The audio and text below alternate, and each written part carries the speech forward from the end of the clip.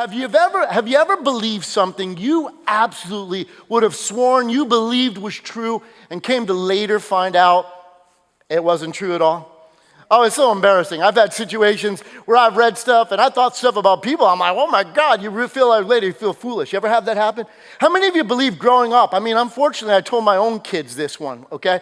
But you ever hear this? That, man, you can't go swimming after you eat for 30 minutes, right? You ever have your parents tell you that? If you're a parent, you ever tell your kids? Well, none of that is true, okay?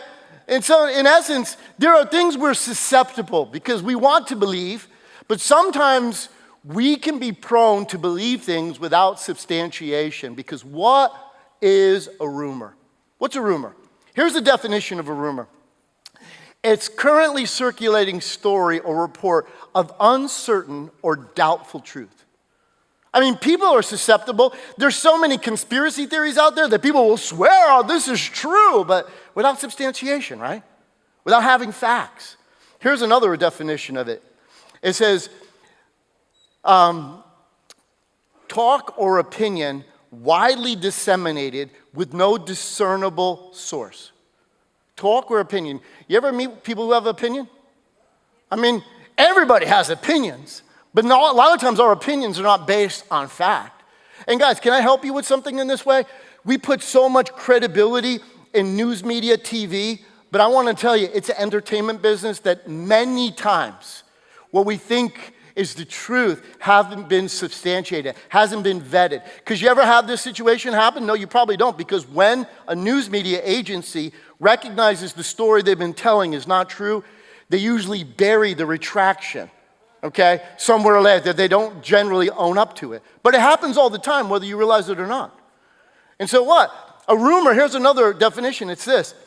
It's a statement or report current without known authority for its truth.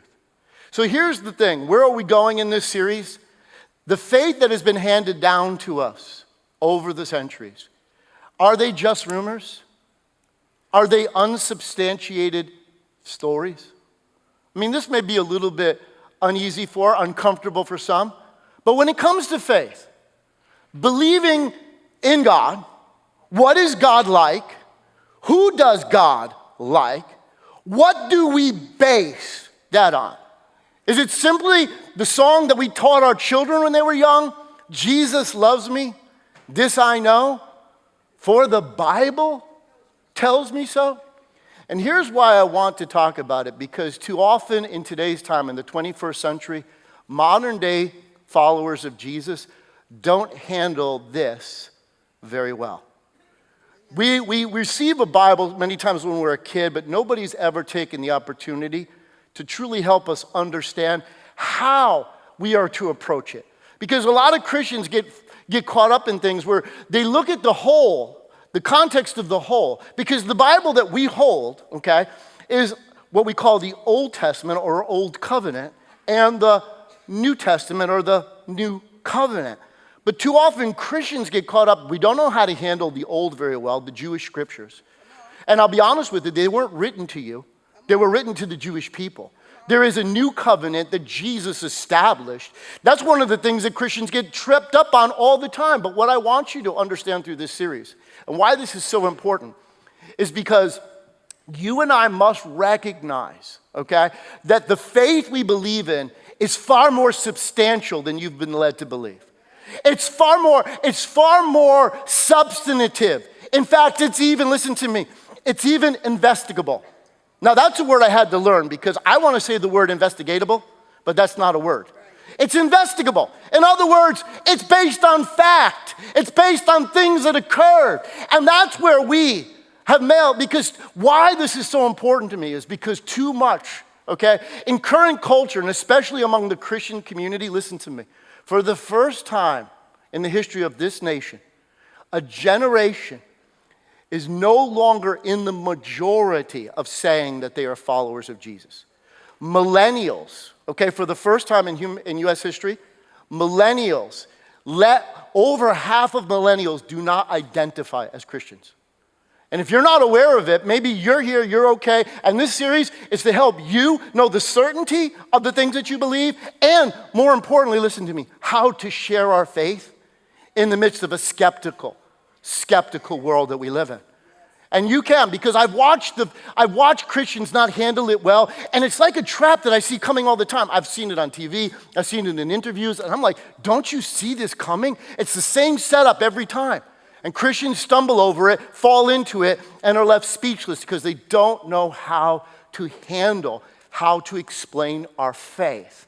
And too many young people today especially, and you may be one, you may not even be old, you're not even be young, but listen, maybe you have doubts, maybe you have questions, maybe you don't have a certainty. And what I want you to have through the course of this series is to have an unresolved certainty, but more than that. Each week, there's a challenge that I have for all of us. But listen, it's important to recognize, because why? Our faith is something that we need to recognize and understand. This series is called Rumors, the truth about Jesus and why we follow him. Okay, the truth about Jesus and why we follow him. Because it's important that we have a proper foundation, that what we believe is substantiated in today's message. Today is foundational. So I'm going to go through a few things today. I don't expect you to remember everything. I just want to allay your fears and some of the uncertainty of maybe people in your workplace, maybe college professors that have spoken into you, maybe other people that have caused you to secretly struggle with things and you're afraid to even ask. But I want you to have the certainty. So today's message is titled this: A Story That Needs to Be Told. I want you to know for sure, and I want you to know how to say it, because 2 Peter said this. Peter, a follower of Jesus, said in 2 Peter 1:16, "For we did not follow cleverly devised stories," rumors. "We did not follow cleverly devised stories when we told you about the coming of our Lord Jesus Christ in power. But we were" what? "Eyewitnesses of his majesty." And here's what I need you to gain an understanding of today. The Christian faith is based on the identity of one single individual, Jesus of Nazareth. Don't ever get sidetracked. Don't ever allow the enemy to take you down a rabbit trail trying to get you to talk about the Old Testament. You don't need to. The only thing you need to remember for yourself personally is, who is Jesus and who is he to me personally, and encourage other people to know for themselves. You see, when my oldest son was in high school, some of his friends, they were nice kids, but a lot of them, their parents were atheists, and they found out my son was a follower in Jesus, and they began to give him a hard time about it. And he talked to me about it. He said, "Dad," I said to him, "Son, listen to me. Let me ask the question. Your friends have a lot of opinions about the Bible, but have they ever read it? And not the whole thing, just one of the stories of the life of Jesus. Ask your friends if they've ever read one of the gospel accounts about the life of Jesus." And you know what the overwhelming answer was? No. People have opinions about things we know nothing about. Okay? But we've heard somebody say something. And so that's what I'm going to encourage you through this series, because we're going to be looking at the Gospel of Luke. We're going to be looking at this because why? It's so important. What I want you to wrestle with. Here's the question. I need you to answer for yourself personally and be able to share with confidence. And that's this. Is Matthew, Mark, Luke, or John, not all of them, just one of them has to be. I'm just saying the credit. Are they a reliable account of actual events? That's what I want you to wrestle with. Are they a reliable account? Because one of the things that is most vehemently attacked about our Christian faith are the Gospels. Oh, the Gospels were written hundreds of years after all of these events happened, where it was fantasy and fairy tale and all of this came in. No. And that's what I want you to know, a certainty of why you believe what you believe. Because the answer to that question that I told you about is what determines whether or not Christianity should be taken seriously. The answer to that question is the foundation of what the church was all about. Who is Jesus? And more importantly, who is he to us personally? And as followers of Jesus, I want you to know that your faith is not in vain. It is not based on rumors. So here, listen to me, follow me. Jesus, the story of Jesus is not a Bible story. The story of Jesus is why we have a Bible. Can I show you something? Now, I'm going to get technical for a moment. We'll go by, but you can download this if you want. In fact, all the notes here are downloadable. But I need to give you a timeline because here's the ignorance of our day. Dan Brown wrote a book a few years ago, and people stumbled over the end because of the ignorance of this. But follow this timeline with me for a moment. I created this. Jesus was born around 6 BC, okay? But he died around 30 AD. But after he died, something happened that was so dramatic. A movement was created. What was called the ecclesia. The church grew out of something that happened. That's why when you read the writers of the Gospels, they center on the last week of Jesus' life, and most importantly, what he did and what happened as the result of it. And what's fascinating, if you ever ask this question of skeptics, why would the writers of the New Testament put themselves into the story as cowards? Why would they put themselves as unbelievers? Because when Jesus was arrested, when Jesus was crucified, there were no believers. There were no Christians. Nobody believed anymore. See, they had followed Jesus. Listen to me. People did not follow Jesus because of what he taught. If you ever thought that, no. Jesus taught was really, really unpopular. Okay? Jesus taught, pay your taxes. To a good Jew, you didn't want to pay your taxes to the Roman government. Jesus taught us to turn the other cheek, to walk the extra mile, to love your enemies. I mean, who would ever want to do anything like that? No, it was not the teachings of Jesus that made him popular. It was what he did. And, more importantly, what he claimed about himself. See, the people who followed Jesus believed he was the fulfillment of all that God had promised. Through the Jewish scriptures, he came in the fulfillment of this. And they believed he was God's Messiah. They came to believe this was the one we've been waiting for all of this time. But yet when he was arrested, when he was put to death by the Roman government, nobody believed anymore. They thought, man, he must have went too far. It must have been good. And they write themselves as cowards. Why would you say that unless it were true? You see, the accounts of the life of Jesus, this is important because why? When Jesus rose from the dead, a movement started and then it was documented. Why? This is important. 70 AD is when the Jewish temple fell. And why is that significant? Because all of the writings of the New Testament were written before the destruction of the temple in Jerusalem. Don't ever listen to scholars who tell you, no, that's the first century, third century. No. All of it was written. Why? Because Luke records in the book of Acts the movement, what we call the ecclesia, the growth of it, and then his follow-up document called the gospel was written after the book of Acts, okay? Because he said the former treaty, when Luke writes, listen to me, Paul and Peter were put to death in around 67 AD, okay? And so he writes when they're still living, when all of this is still going down. He doesn't even tell about the death of James, the half-brother of Jesus, what happened about 62 AD. But listen, but then 300 years go by. This is where people are so ignorant. 300 years go by.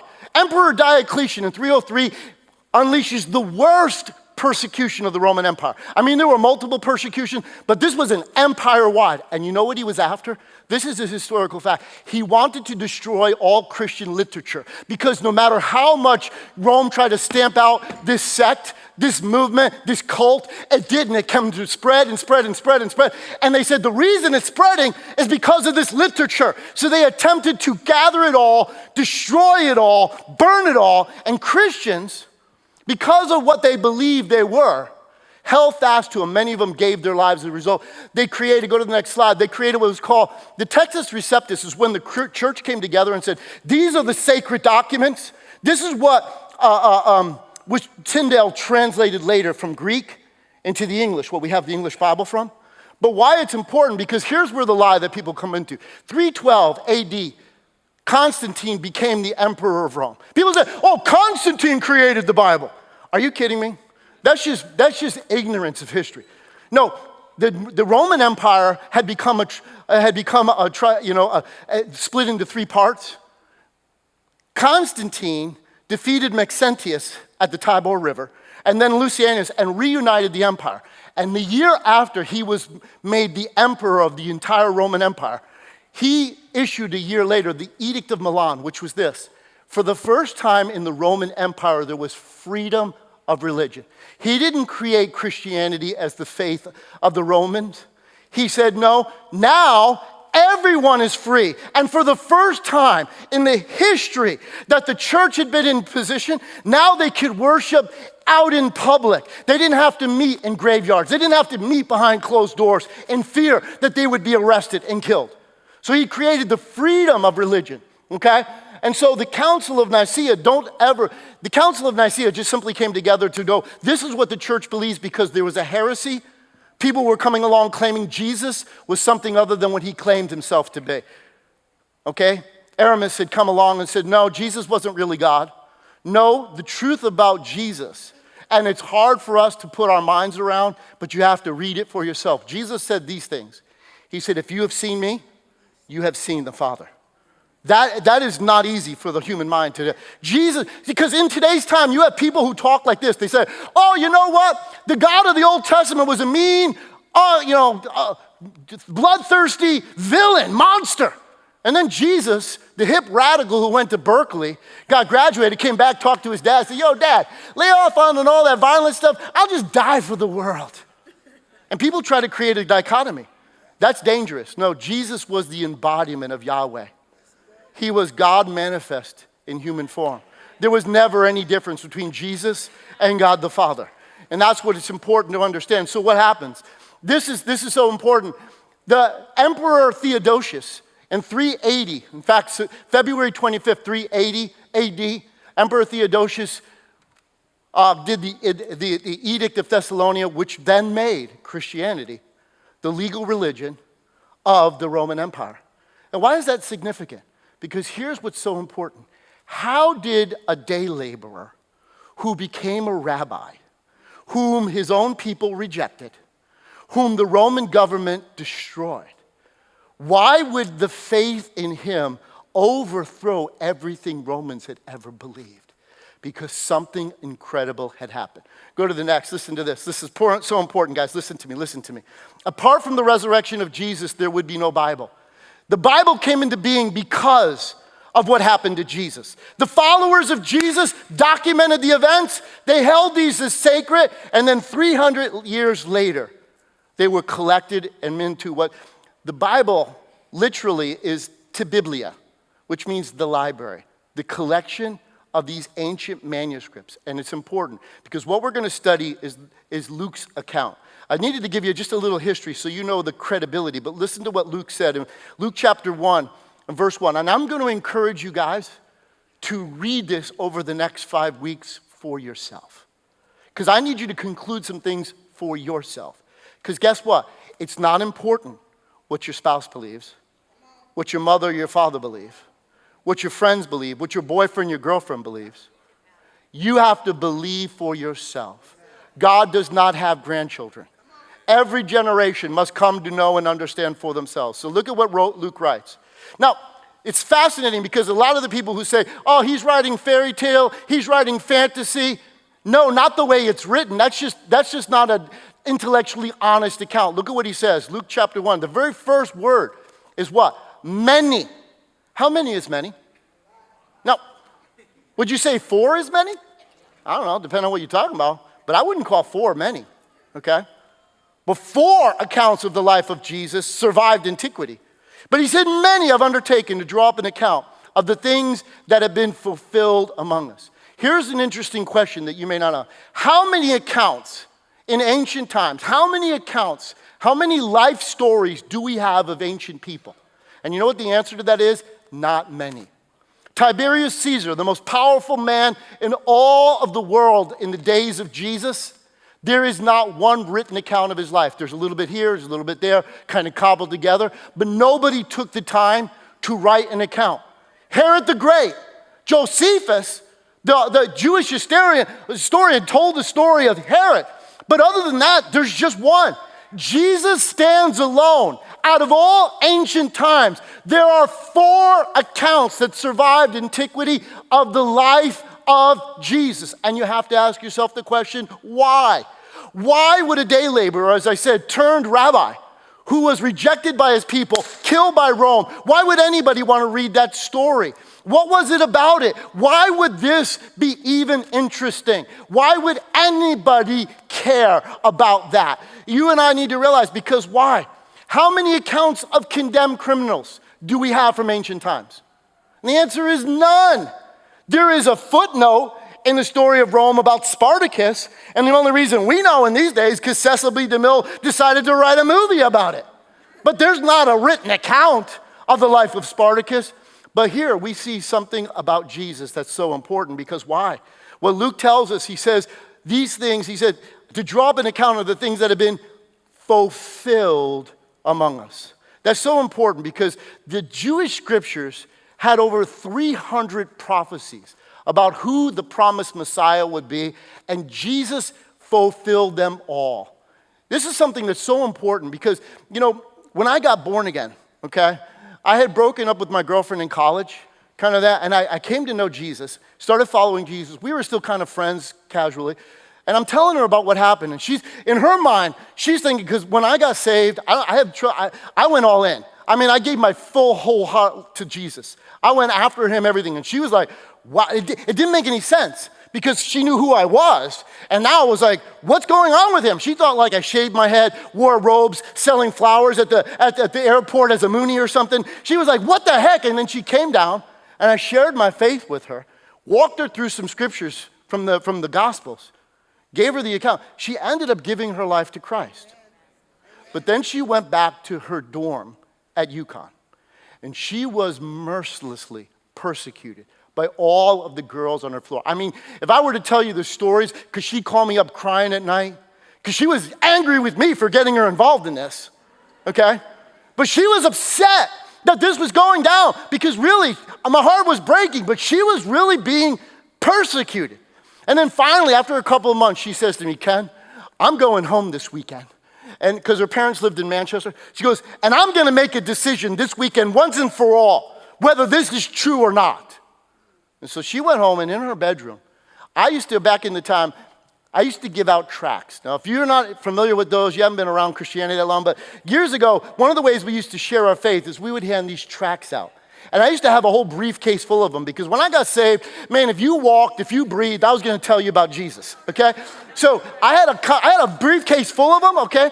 And she had been taking them. I didn't know, okay? But she had one. There was one that I used to have that was put out by Chick Publications called Support Your Local Jew, okay? And it was all the ability, it had documented all of these messianic prophecies from the old and their fulfillment in Jesus. And that weekend, as she was crying out to God in her bedroom, she noticed that track over there. And I believe the Holy Spirit was involved, because she went to it. She took the time to look up literally all of the prophets, what they had spoken about Jesus, and then its fulfillment in the Gospels.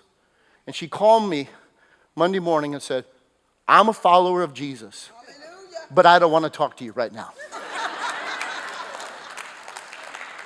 And it's important to know, because it's evidence. That's what I tell you. Because what does Luke say? Look what he goes on to say. Many have undertaken to draw up an account of the things that have been fulfilled among us, just as they were handed down to us from those who were eyewitnesses and servants of the word.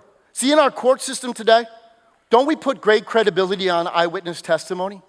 And when it comes to the life of Jesus, whether you realize it or not, there were over 500 people, according to Paul, that saw Jesus alive after his crucifixion. When he rose from the dead, he encountered and dealt with over 500 people. That's what you need to understand. This isn't a rumor. This isn't a figment of somebody's imagination. This is just as it was handed down to us from those who were first eyewitnesses and servants of the word. With this in mind, since I myself have carefully investigated everything from the beginning, that's why I tell you, these things are things that can be investigated. That's why I ask people in turn time. I don't try to tell them.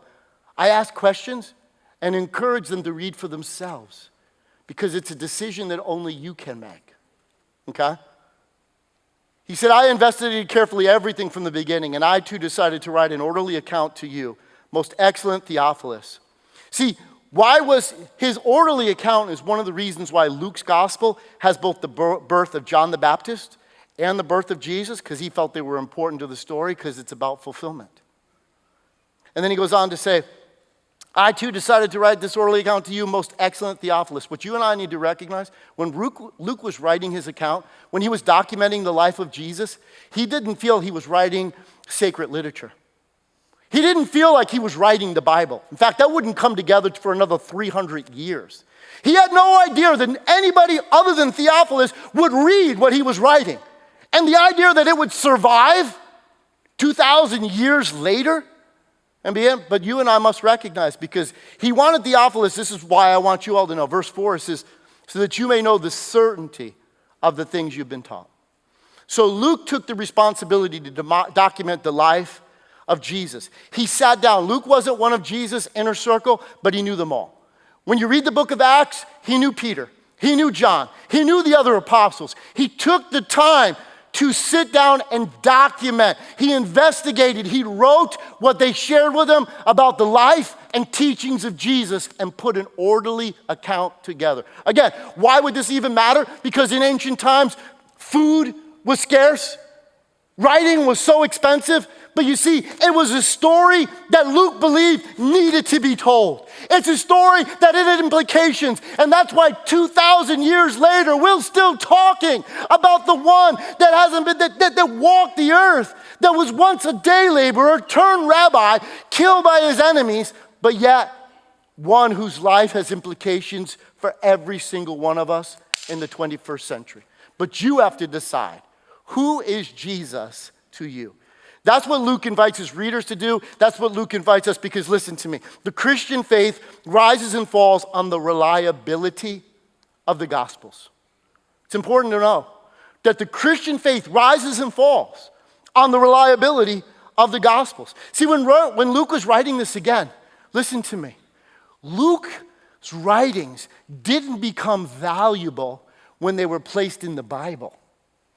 No, Luke's writings were valuable, which is why they were placed in the Bible. Now, I have to walk that through, because a lot of people hear me. In other words, Luke, what he wrote wasn't authoritative because it ended up in the Bible. No, because it was valuable is why it ended up in the Bible. Now, let me ask a question to help you understand this. Have you ever used a safe? You gone on vacation, they had a safe in the room. You have a safe to deposit. Anybody ever use a safe? Yes. Well, what do you put in a safe? Things that are valuable, right? But let me ask you this. Do they become valuable when you put them in the safe? Or do you put them in the safe because they're valuable? Yes. You and I need to realize this was collected and put together because from the moment that Luke penned it, it was considered trustworthy. It was considered reliable. It was considered valuable. In fact, the early church fathers taught out of it. That's one of the things that, because of the ignorance of our times, people don't realize that in the first century, they're already teaching from Luke's writings, which means it couldn't be created. Where some of these people that have more letters after their name than I even have in my first name, okay? But guess what, guys? That's why you need to know. But here's the point. You have to answer the question, because Jesus asked this. Luke 9:18. Once when Jesus was praying in private with his disciples, they were with him, and he asked them. So Jesus asked them a question, but I want you to know this. He's asking you the very same question, okay? He said, who do the crowds say I am? See, that's what's going on inside of your head. What your professor said, what your friend said, what your neighbor told you, what Bill Maher said, or any other person that's out there declaiming that these things are just crazy, right? Listen to me. And they replied, some say John the Baptist, others say Elijah, and still others that one of the prophets of long ago has come to life. In other words, you know what happened in Jesus' time? People had opinions. They weren't based on facts, but they had opinions, right? We are living in the same times as they did then. People have opinions about Jesus, but the question that he turns, and this is what he says, what about you? And that's what Jesus is asking every one of you. Who do you say I am? Not what your boyfriend or girlfriend says, not what your mother or your daddy say, not even what your grandma says. Who do you say I am? He asked them, who do you say I am? Peter answered, God's Messiah. See, that's what you need to know, and here's what's important. Why? Who you come to believe Jesus is to you personally will determine if and how you follow him. Because why? Jesus, again, following Jesus, you think it was so simple? Listen to what Jesus said. Luke 9, he said this. Then he said to them all, whoever wants to be my disciple, anybody here want to be his disciple? Whoever wants to be my disciple must deny themselves, take up their crosses daily, and follow me. Whoever wants to save their life will lose it, but whoever loses their life for me will save it. What good is it for someone to gain the whole world and yet lose or forfeit their very self? Whoever is ashamed of me and my words, the Son of Man will be ashamed of them when he comes in the glory and in the glory of the Father and the holy angels. That's why it's important. Who is Jesus to you? See, if your faith is solid, if your faith is substantiated on who he is to you, people's opinions shouldn't shake you. People's ideas shouldn't cause you to this is the term they use in today's times, deconstruct your faith. I question, did you ever have one to begin with? Come on, Pastor. Because when you know who Jesus is to you personally, but see, one of the things that we fall into, which we'll cover through this series, is that somehow in the 21st century, I should say, we've allowed faith to be something that you just intellectually nod to. But no, Jesus said, follow me. In other words, faith needs to remain active. It's not just something I say I believe, and yet my life does not align with what I say I believe. That's where you need to come down to all of this, because why? It's who he is. The question I have to you is, was Luke lying? Was he telling the truth? Because if what he wrote was true, then you and I need to pay attention. It has implications. It's not a question of whether you agree or disagree. Because who is Jesus to you? If he's your Lord, then he's the final say in your life. Your feelings, your emotions, your opinions come second. Jesus is Lord. That's the reality that you have to come to. You see, in the first century, these things were so valuable. They collected them, they copied them. There was an explosion of manuscript evidence, something that never happened before or since. That literally, before a printing press, before there was a computer, before there was the internet, before there was Google, man, we have gotten so dumb in our age, okay? They cared about something that they took the time to copy, share, commit to their hearts, memorize large portions of, because they believed it was true. They believed it had life implications. And what you and I need to understand is that even the Roman emperors and the power of Rome could not destroy what God had begun through those ends. That's what you and I need to recognize. God preserved it for you and I. So here's the point. If just one of the stories of Jesus are true, then faith on. Game on. Because there's a decision that we have to make. You and I need to recognize the radical things that Jesus said became authority after his resurrection. It was no longer my opinion. It was Jesus said. So here, listen to me. If you choose not to follow Jesus because it's inconvenient, I can understand because it is. Here's what I want you to know as we close today. Listen to me. Following Jesus will require something of you and will require something from you. Let me say that again. Following Jesus will require something of you and will require something from you. Following Jesus will require you to forgive people that don't deserve forgiveness. Following Jesus will require you from forgiving people that may have hurt you, abused you, mistreated you. And you're like, man, that feels like letting them off. That doesn't feel like that's right. But no, following Jesus, your opinion comes second. You have to do it. Following Jesus, listen to me. Following Jesus will require you to be less selfish, to be less self-centered, to be less self-focused. Following Jesus, because Jesus said this, people will know you're my follower by the love you show to one another. And he said what? Not love as you think, but love as I've demonstrated for you, which means it's an others first realization. Following Jesus will require something. In fact, following Jesus will cost you something. It will cost you money. You're like, whoa, wait a minute, Pastor Ken. That's really personal. That's none of your business. No, it ain't none of my business. But I'm going to tell you what, following Jesus will require you to have generosity. Why? Because Jesus will not compete with your money. He said that money is an indicator. It's a mirror of the soul. It's the way you tell where the true heart is. Why? Because where your treasure is, there will your heart be also. See, how you handle, how you manage your money, Jesus said more about this than anything. So following Jesus will require you to do things, honestly, you don't want to do. You've had excuses about and reasons and rationales why that's not important to me. But you see what? I didn't say it. Following Jesus will require it because he said you can't serve God and money. We have 1,001 excuses. But the question is he Lord? Following Jesus, listen to me, will cost you time. Because he's going to require of you to be his hands and feet to the community at large.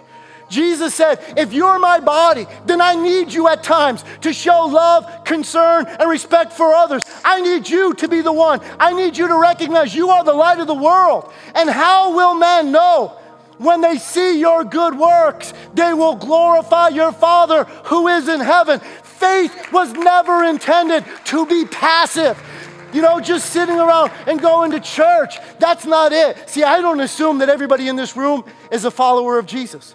Yeah, I believe that there's a lot of people who have Christianity in their mind. It's like this belief system that my head, yeah, I believe he's the Son of God. But it never has equated to changing, to following, to submitting their life to him. See, this series, I believe God is getting his church ready. And that you and I need to wake up. That faith needs to be active. To being followers of Jesus, God is getting ready to do something amazing on this earth. He needs his people in line. But you see, we can't be in our comfort zone, commercialized, what's in it for me ideas of following Jesus. There has to be a point when Jesus is Lord, that you're willing to follow him wherever he leads you. But how you follow him, and even if you follow him, has everything to do with the conclusion that you make. Who is Jesus to you personally? Because listen to me. If you choose not to follow Jesus because it's inconvenient, I get it. I understand. Yeah, it is inconvenient. But please, please, please, don't tell me you've not followed Jesus because you don't believe the story is reliable or true. Don't hide behind that excuse. Don't hide behind the craziness of our culture. Oh, I'm not sure if that's really reliable or not. Read it, decide for yourself, because how you follow Jesus has everything to do with who he is to you personally.